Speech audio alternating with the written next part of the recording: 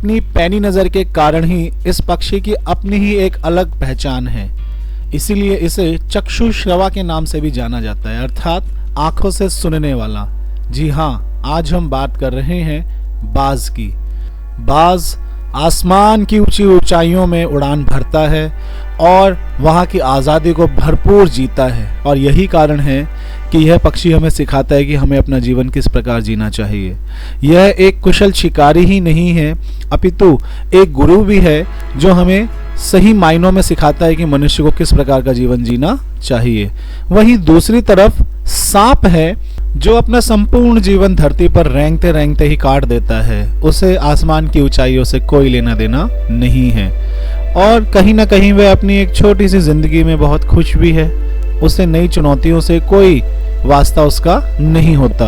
अर्थात हम समझ सकते हैं कि ये दोनों ही प्राणी हमें क्या समझाने की कोशिश कर रहे हैं। बाज हमें ऊंची ऊंचाइयों को छूने के लिए प्रेरित करता है, तो वहीं सांप हमें सिर्फ अपना जीवन सामान्य तौर पर जीने के लिए ही लगातार उत्प्रेरित करता है। आइए बाज और सांप पाठ के माध्यम से समझने की कोशिश करते हैं कि लेखक हमें इस पाठ के माध्यम से क्या समझाना चाहते हैं।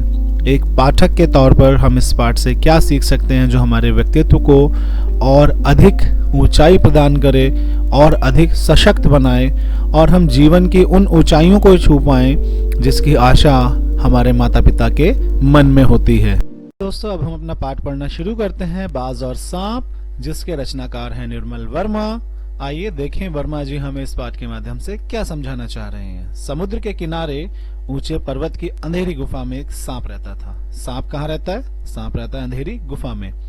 समुद्र की तूफानी लहरें धूप में चमकती, झिलमिलाती और दिन भर पर्वत की चट्टानों से टकराती रहती थीं। पर्वत की अंधेरी घाटियों में एक नदी भी बहती थी।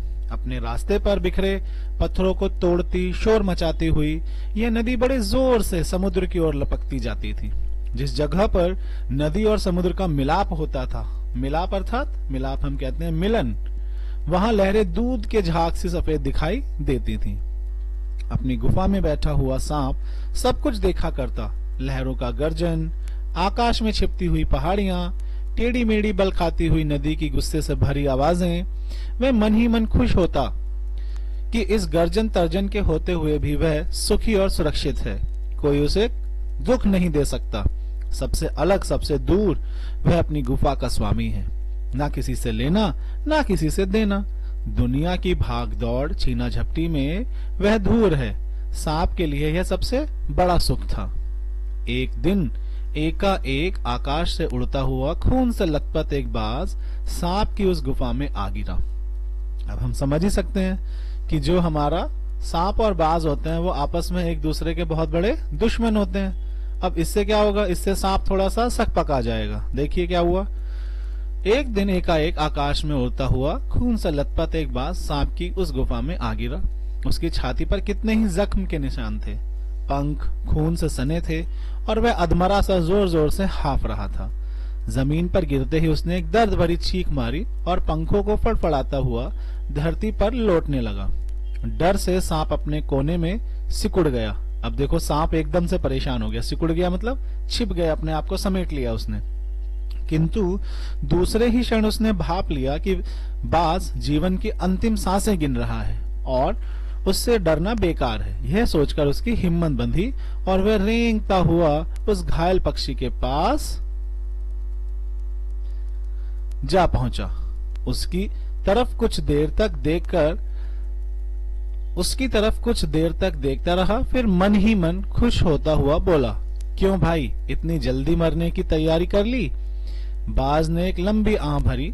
ऐसा ही दिखता है कि आखिरी घड़ी आ पहुंची है, लेकिन मुझे कोई शिकायत नहीं है। मेरी जिंदगी भी खूब रही भाई, जी भरकर उसे भोगा है। भोगा अर्थात जीना। जब तक शरीर में ताकत रही, कोई सुख ऐसा नहीं बचा जिसे ना भोगा हो। दूर दूर तक उड़ानें भरी हैं। आकाश की असीम ऊंचाइयों को अपने पंखों से ना पाया हूं। असीम अर्थात जिसकी कोई सीमा ना हो। तुम्हारा बड़ा दुर्भाग्य है कि तुम जिंदगी भर आकाश में उड़ने का आनंद कभी नहीं उठा पाओगे। कौन कह रहा है ये कह रहा है बाज सांप से कि तुम तो इस कालकोठरी में ही अपना पूरा जीवन निकाल दोगे। लेकिन मैं अंतिम समय में तो हूं, लेकिन मैं अपने जीवन से बहुत संतुष्ट हूं, क्योंकि मैंने अपने पूरे जीवन में आकाश की असीम ऊंचाइयों को नापा है, अर्थात मैं आकाश की ऊंची ऊंची ऊंचाइयों तक गया हूं और मैंने वहां से जीवन के परम सुख को भोगा है। सांप बोला, आकाश, आकाश को लेकर मैं क्या चाटूंगा? आकाश में आखिर रखा क्या है? क्या मैं तुम्हारे आकाश में रेंग सकता हूं? ना भाई, तुम्हारा आकाश तुम्हें ही मुबारक, मेरे लिए तो यह गुफा भली। इतनी आरामदेह और सुरक्षित जगह और कहां मिलेगी, और या और कहां होगी? तो हम देख सकते हैं कि सांप का व्यवहार क्या है। वह अपनी गुफा में ही सुरक्षित रहना चाहता है, वह जीवन की चुनौतियों को भोगना नहीं चाहता। तो यही अंतर है सांप और बाज में। दोनों ही प्राणियों का अपना अपना नजरिया है, अपनी अपनी सोच है। जहां सांप सिर्फ अपनी काल कोठरी में ही रेंग कर रह जाना चाहता है, वहीं दूसरी तरफ बाज, जिसने जीवन भर आकाश के सुख को भोगा है, वह पुनः आकाश में ही उड़ जाना चाहता है। अब देखिए क्या है आगे। सांप मन ही मन बाज की मूर्खता पर हंस रहा था। अब बताइए कौन मूर्ख है यहाँ पर, सांप मूर्ख है या बाज मूर्ख है? वह सोचने लगा कि आखिर उड़ने और रेंगने के बीच कौन सा भारी अंतर है। अंत में तो उसके भाग्य में मरना ही लिखा है। शरीर मिट्टी का है, मिट्टी में ही मिल जाएगा। अचानक बाज ने अपना झुका हुआ सिर ऊपर उठाया और उसकी दृष्टि सांप की गुफा के चारों ओर घूमने लगी। चट्टानों में पड़ी दरारों से पानी गुफा में टपक रहा था। सीलन और अंधेरे से भरी गुफा में एक भयानक दुर्गंध फैली हुई थी, मानो कोई चीज वर्षों से पड़ी पड़ी सड़ गई हो। तो हम समझ सकते हैं कि ये लेखक ने इसको क्यों समझाने की कोशिश की है, क्योंकि वह बताना चाहता है कि यदि हम एक ही स्थान पर लंबे समय तक रुकते हैं तो अवश्य ही उस स्थान का कोई महत्व नहीं रहता। सांप भी कुछ इसी प्रकार का है कि जहां वह रहता है उसके इर्द गिर्द, उसके आसपास नदियां हैं, समुद्र हैं, पहाड़ हैं, खुली हवा है, खुला आकाश है, लेकिन वह इन सभी दृश्यों का कोई आनंद नहीं ले पा रहा है, क्योंकि वह जहां है, जिस स्थिति में है, उसमें खुश है। तो संकेत किया जा रहा है उन लोगों की ओर जो अपने जीवन में चुनौतियों का बिल्कुल भी सामना नहीं करना चाहते, वह जैसे हैं वैसे ही रह जाना चाहते हैं। सांप भी कुछ ऐसा ही है। सांप दर्शा रहा है कि मनुष्यों को उसके समान बिल्कुल भी नहीं होना चाहिए, मनुष्यों को बाज के समान होना चाहिए, जिससे कि हम जीवन के उन सुखों को, उन प्रसन्नताओं को प्राप्त कर पाएं जिसके लिए हमारा निर्माण हुआ है। बाज के मुंह से एक बड़ी जोर सी करुण चीख फूट पड़ी। आह, आकाश, मैं सिर्फ एक बार आकाश में उड़ पाता। बाज की ऐसी करुण चीख सुनकर सांप कुछ सिटपिटा सा गया। करुण अर्थात दया से भरी हुई। अब सांप क्यों सिटपिटा रहा है? क्योंकि वह सोच रहा है कि तुम मरने की स्थिति में हो, लेकिन फिर भी उड़ना चाहते हो। एक क्षण के लिए उसके मन में उस आकाश के प्रति इच्छा पैदा हो गई, जिसके वियोग में बाज इतना व्याकुल होकर छटपटा रहा था। वियोग मतलब बिछुड़ जाना। कौन किससे बिछुड़ गया है? बाज आसमान से बिछुड़ गया है। और वहीं व्याकुल मतलब परेशान होना, दुखी होना।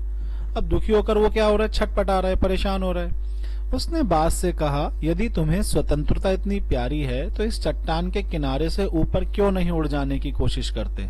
ये कौन कह रहा है? बाज ने से कहा। किसने कहा? सांप ने कहा। हो सकता है कि तुम्हारे पैरों में अभी इतनी ताकत बाकी हो कि तुम आकाश में उड़ सको। कोशिश करने में क्या हर्ज है? तो बाज को संदेश मिला कि तुम यहां से उड़ने की कोशिश करो। बाज में एक नई आशा जग उठी। वह दूने उत्साह से अपने घायल शरीर को घसीटता हुआ चट्टान के किनारे तक खींच लाया। उत्साह अर्थात जोश। और क्या हुआ? सांप की छोटी सी बात ने बाज के मन में इतना जोश भर दिया कि वह अपने घायल शरीर को खिचेड़ता हुआ पहाड़ी के किनारे तक ले गया और वहां से उसने उड़ने का भी प्रयास किया। खुले आकाश को देखकर उसकी आंखें चमक उठी।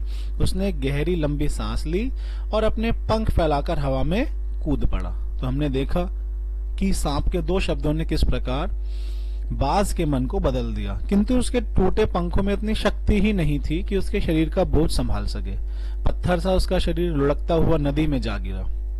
एक लहर ने उठकर उसके पंखों पर जमे खून को धो दिया। उसके थके मादे शरीर को सफेद फैन मतलब झाग से ढक दिया, फिर अपनी गोद में समेटकर उसे अपने साथ सागर की ओर ले चली। अर्थात जैसे ही सांप ने अपनी पैंगे भरी अपने पंख फैलाए और उड़ने की कोशिश करी, तो वह यह उड़ान ठीक से नहीं भर पाया और लुढ़कता हुआ वह नदी में जा गिरा। नदी में गिरते ही उसके शरीर पर लगा हुआ खून नदी के पानी से साफ हो गया और वह नदी के अंदर ही समा गया। लहरें चट्टानों पर सिर धुनने लगी, मानो बास की मृत्यु पर आंसू बहा रही हों। मतलब यहाँ पर दिखाया जा रहा है, मानवीकरण अलंकार है कि लहरें जो हैं क्या है, किसी स्त्री के समान है जो किसी के मरने पर आंसू बहा रही है। धीरे धीरे समुद्र के असीम विस्तार में बास आंखों से ओझल हो गया। ओझल मतलब दूर हो जाना। हमने देखा कैसे जो वह नदी में था, नदी से होते हुए वह समुद्र में जा मिला और वह समुद्र में ही खो गया। चट्टान की खोखल में बैठा हुआ सांप बड़ी देर तक बास की मृत्यु और खोखल हम कहते हैं टूटा फूटा स्थान जहां पर वह सांप रहता था, वहां पर बैठा हुआ वह यही सोच रहा था कि बाज को आसमान के प्रति इतना प्रेम क्यों है। इसीलिए वह आगे क्या सोचता है, आकाश की असीम शून्यता में क्या ऐसा आकर्षण छिपा है जिसके लिए बाज ने अपने प्राण गंवा दिए। वह खुद तो मर गया लेकिन मेरे दिल का चैन अपने साथ ले गया। ना जाने आकाश में ऐसा क्या खजाना रखा है।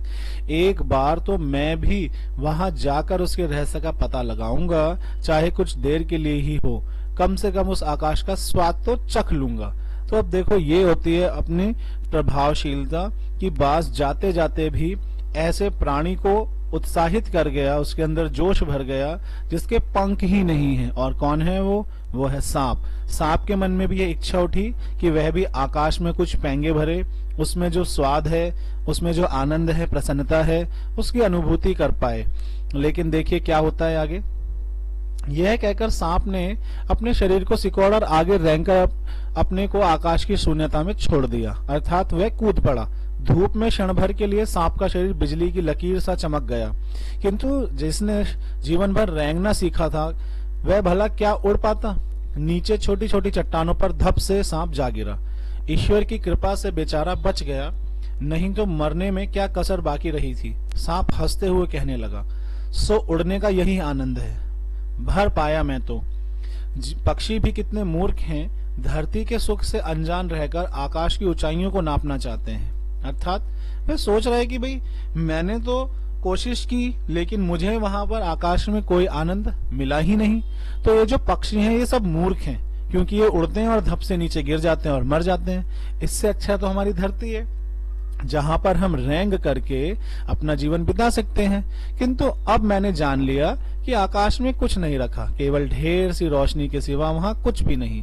शरीर को संभालने के लिए कोई स्थान नहीं, कोई सहारा नहीं। फिर वे पक्षी किस बूते पर इतनी डींगे हाँकते हैं, किस लिए धरती के प्राणियों को इतना छोटा समझते हैं। अब मैं कभी धोखा नहीं खाऊंगा। मैंने आकाश देख लिया और खूब देख लिया। बाज तो बड़ी बड़ी बातें बनाता था, आकाश के गुण गाते थकता नहीं था। उसी की बातों में आकर मैं आकाश में कूदा था। ईश्वर भला करे, मरते मरते बच गया। अब तो मेरी यह बात और भी पक्की हो गई है कि अपनी खोखल से बड़ा सुख और कहीं नहीं है। धरती पर रेंग लेता हूँ, मेरे लिए यह बहुत कुछ है। मुझे आकाश की स्वच्छंदता से क्या लेना देना। स्वच्छंदता अर्थात आजादी। ना वहां छत है, ना दीवारें हैं, ना रेंगने के लिए जमीन है। मेरा तो सिर चकराने लगता है, दिल कांप कांप जाता है। अपने प्राणों को खतरे में डालना कहाँ की चतुराई है। तो यहाँ पर सांप के मन में एक शंका उत्पन्न हो गई, और वह शंका क्या है? वह शंका यही है कि भाई आकाश में उड़ना मूर्खता से कोई अधिक नहीं है, क्योंकि ना तो हम वहां पर रेंग सकते हैं और ना ही वहां पर कोई रुकने का ठौर ठिकाना है। इसलिए सांप की यह बात स्पष्ट हो गई कि वह अब और अधिक आकाश में उड़ने की कोशिश नहीं कर। सांप सोचने लगा कि बाज अभागा था जिसने आकाश की आजादी को प्राप्त करने में अपने प्राणों की बाजी लगा दी। किंतु कुछ देर बाद सांप के आश्चर्य का ठिकाना नहीं रहा। उसने सुना चट्टानों के नीचे से एक मधुर रहस्यमय गीत की आवाज उठ रही है। पहले उसे अपने कानों पर विश्वास नहीं हुआ, किंतु कुछ देर बाद गीत के स्वर अधिक साफ सुनाई देने लगे। वह अपनी गुफा से बाहर आया और चट्टान से नीचे झांकने लगा। सूरज की सुनहरी किरणों में समुद्र का नीला जल झिलमिला रहा था। चट्टानों को भिगोती हुई समुद्र की लहरों में गीत के स्वर फूट रहे थे। लहरों का यह गीत दूर दूर तक गूंज रहा था। सांप ने सुना लहरें मधुर स्वर में गा रही हैं। हमारा यह गीत उन साहसी लोगों के लिए है जो अपने प्राणों को हथेली पर रखे हुए घूमते हैं। चतुर वही है जो प्राणों की बाजी लगाकर जिंदगी के हर खतरे का बहादुरी से सामना करे। तो निडरबाज, शत्रुओं से लड़ते हुए तुमने अपना कीमती रक्त बहाया है, पर वह समय दूर नहीं है जब तुम्हारे खून की एक एक बूंद जिंदगी के अंधेरे में प्रकाश फैलाएगी और साहसी बहादुर दिलों में जब तुम्हारे खून की एक एक बूंद जिंदगी के अंधेरे में प्रकाश फैलाएगी और साहसी बहादुर दिलों में स्वतंत्रता और प्रकाश के लिए प्रेम पैदा करेगी। तुमने अपना जीवन बलिदान कर दिया, किंतु फिर भी तुम अमर हो। जब कभी साहस और वीरता के गीत गाए जाएंगे, तुम्हारा नाम बड़े गर्व और श्रद्धा से लिया जाएगा। तो हमारा गीत जिंदगी के उन दीवानों के लिए है जो मरकर भी मृत्यु से नहीं डरते। तो हमने देख लिया, पाठ के अंत में लेखक समझा देना चाहते हैं कि जो लोग दूसरों को प्रेरणा देते हैं, दूसरों को आगे बढ़ने के लिए लगातार उत्प्रेरित करते रहते हैं, उन्हें सदा याद रखा जाता है। और यह बात सांप को कहां समझ में आने वाली थी, लेकिन यह बात सांप समझ पाया जब लहरों ने सांप के लिए गीत गाया। सांप बाहर निकल करके आया, उसने नीचे झांका तो देखा लहरें गीत गा रही हैं। यहाँ पे थोड़ा सा हाइपोथेटिकल सिचुएशन भी है कि भाई लहरें कैसे गीत गा सकती हैं। तो ये मानवीकरण अलंकार है, इसमें दर्शाया जा रहा है कि वे लोग जो सदा समाज के लोगों के लिए बलिदान करते हैं, समर्पण करते हैं, उनको सदा याद रखा जाता है। जैसा कुछ बाज ने किया, बाज ने अपने लिए आकाश में उड़ाने नहीं भरी थी, वह दर्शा देना चाहता था उन लोगों को जो सांप जैसे हैं। मरते मरते भी बाज सांप को उत्प्रेरित कर गया और यही उसकी चरम उत्कर्ष था, अर्थात यही उसकी अंतिम स्थिति थी कि वह उन लोगों को प्रेरणा दे जो अपने जीवन से हताश हो चुके हैं और यह सोचते हैं कि हम जहां हैं हम खुश हैं। इसलिए यह पाठ हमें संकेत देता है उन दो लोगों के रूप में जो अपने जीवन में सदा सांप जैसा जीवन जीना चाहते हैं और ऐसे लोग जो बाज की भांति अपनी ऊंचाइयों को खुद तय कर लेना चाहते हैं, अर्थात जीवन के परम सुख को भोगना चाहते हैं। तो मुझे आशा है दोस्तों आपको ये पाठ अच्छे से समझ में आ गया है। यदि ऐसा है तो जरूर चैनल को सब्सक्राइब कर लो और हाँ, अपने दोस्तों के साथ वीडियो को शेयर करो, कमेंट करो। जल्दी आप लोगों से फिर मुलाकात होगी अगली वीडियो के साथ। तब तक के लिए जय हिंद, जय हिंदुस्तान दोस्तों, जय हिंद।